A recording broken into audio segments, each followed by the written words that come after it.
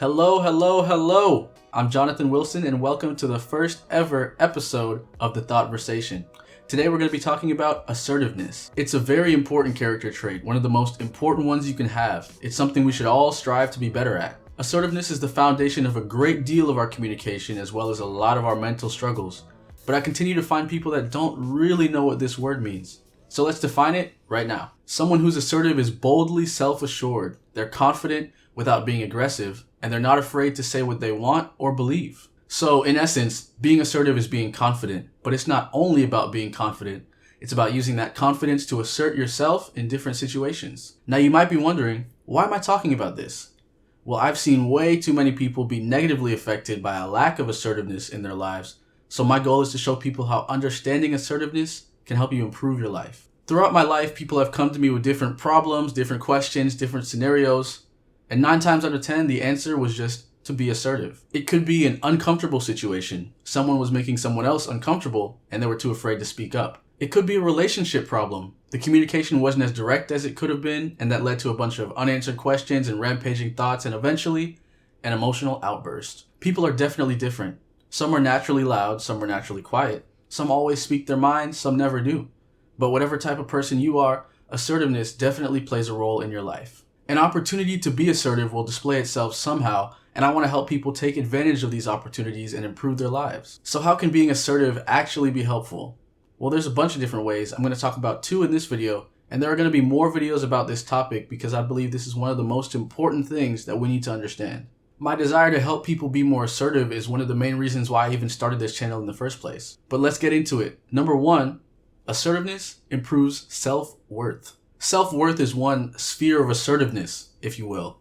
Take apologizing, for example. We've all done this. We've all had to apologize. We've all been in the wrong before. In a situation like this, being assertive gives you the ability to navigate the situation in the best way possible. Instead of immediately apologizing, maybe try to find out what the problem is. Ask some probing questions. You're not necessarily in the wrong just because someone else is upset.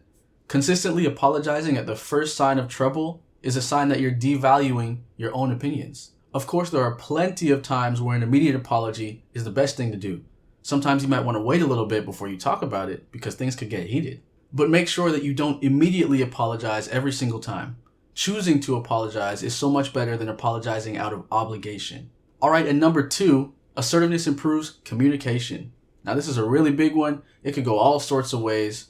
You could be talking about communication with family, friends, romantic interests, coworkers, even random people. But all these situations are different and will be handled differently. Here's the key concept. Don't be afraid to say what you're thinking. It sounds so simple, but this is really a struggle for a lot of people. I'll go deeper into this in the future because this video is kind of an intro to assertiveness, but you can try to apply this principle right now. The next time you instinctively censor yourself when you have something to say, try saying it anyway, even if it might be embarrassing. The truth is, people generally have more respect for those that are not afraid to speak their minds. Now let's be clear, this does not mean to always say what you're thinking.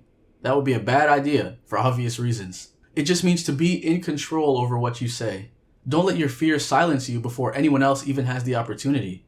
Alright, that's all I have for today. If you take anything away from this video, it's this one sentence. Don't be afraid to say what you're thinking. But with that being said, hopefully you enjoyed the video. Stay tuned for more things like this and also some things not like this. Assertiveness is a big topic, but there will be plenty of other content too. And all of it will be geared toward having thoughtful conversations and improving your lives, because that's what this channel is all about. Did this video help you? Did it make you think a little bit? If so, subscribe and let me know some other ways you can be assertive in the comments below. See you next time.